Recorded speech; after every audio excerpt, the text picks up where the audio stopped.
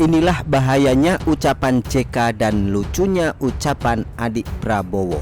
Nah, inilah permasalahan besar kita, tantangan terbesar umat Islam di Indonesia sekarang. Kita kaya, siapa mengolah? Nikel hebat, tapi sebagian besar bicara bauxit, sebagian besar kelola oleh China. Dari 10 orang kaya di Indonesia, hanya satu umat Islam.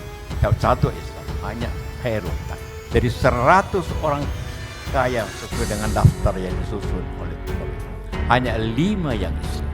Padahal kita penduduk 88%. Kita mulai dari JK yang 2 minggu lalu bilang ekonomi Indonesia 50% lebih dikuasai oleh orang etnis Tionghoa.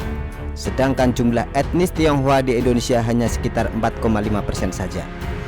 Bagi dia itu nggak mengherankan. Saya nggak percaya kalau Pak JK heran dengan fakta ini. Saya malah heran kalau Pak JK yang pebisnis bisa heran dengan fenomena ini. Lihat saja negara tetangga kita, Filipina misalnya.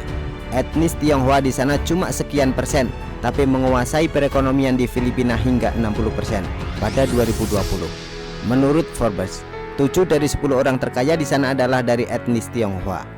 Di Thailand, 80% dari 40 orang terkaya di sana adalah berdarah Tionghoa. Malaysia juga sama. Etnis Tionghoa menguasai 60% ekonomi Malaysia. Kalau di Singapura, nggak usah ditanya lagi, karena di sana mayoritas adalah etnis Tionghoa. JK nggak mungkin nggak tahu kalau ada sebagian orang di sini yang telinganya sakit kalau bicara tentang etnis Tionghoa. Ada banyak yang kepanasan dengan kata Cina. JK sebagai mantan wakil presiden 2 kali harusnya paham soal ini dan nggak perlu bahas yang begituan. JK sebenarnya bisa bahas dari sudut pandang lain, misalnya begini. Jumlah wirausaha Indonesia masih sangat kecil, yaitu 3,74%, dan masih butuh sekitar 4 juta wirausaha baru agar bisa menjadi negara maju. Batas minimum persentase jumlah wirausaha adalah 4%, sedangkan di Thailand sudah 4,2%, Malaysia 4,7%, dan Singapura 8,7%.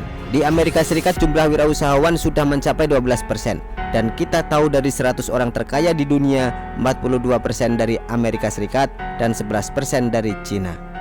JK bicara data ini tanpa perlu menyinggung soal etnis apapun.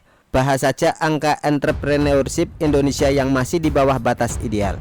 Nggak perlu bahas etnis apa kuasai ekonomi sekian persen.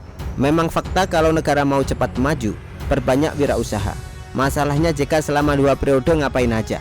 Apakah JK pernah bikin gebrakan super besar untuk meningkatkan angka wirausaha? Kalau nggak pernah, jangan prihatin apalagi bahas sesuatu yang nggak ada solusinya. Beberapa hari kemudian, JK bicara soal ketimpangan ekonomi di... Yang satu lagi ya kandidat yang suka sampai sekarang tidak menyesal dan tidak menarik pernyataannya. Sampai sekarang ya tidak menarik pernyataannya, dan kesimpulan kita, dan itu semua di dalam video, dia suka ya oke. Ya tergantung ya siapa yang memilih ya. Pada acara pelantikan dan deklarasi relawan Prabowo Mania 08 di Surabaya Sabtu lalu, dia nyindir satu capres. Awalnya dia bilang ada 3 hal yang dimiliki Prabowo. Yang pertama, Prabowo suka baca buku. Dia bisa baca 2-3 buku dalam seminggu. Sedangkan ada capres lain yang suka nonton bokep. Yang kedua, dia bilang Prabowo adalah sosok yang pro olahraga. Sedangkan capres yang satunya lagi anti bola Indonesia. Yang ketiga, Prabowo bukan petugas partai, tapi petugas rakyat Indonesia. Kalau suka baca buku, kenapa memangnya? Toh Anies juga suka baca buku, malah dipamerin ke medsos. Tapi pola pikir, ide dan gebrakannya kayak orang yang baru magang di perusahaan kecil. Baca buku memang nambah wawasan, tapi bukan berarti bisa kerja. Soal sepak bola, saya akui Ganjar sangat blunder soal ini. Tapi apa boleh buat? Semua udah terjadi, dan kalau rakyat masih teringat luka ini, biarlah ini jadi pelajaran buat Ganjar sendiri. Soal petugas partai, saya rasa istilah ini nggak perlu dipermasalahkan. Toh ini udah jadi aturan di partai.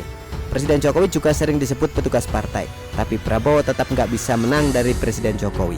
Masa ketua umum partai kalah dengan petugas partai? Ada satu lagi statement yang agak lucu.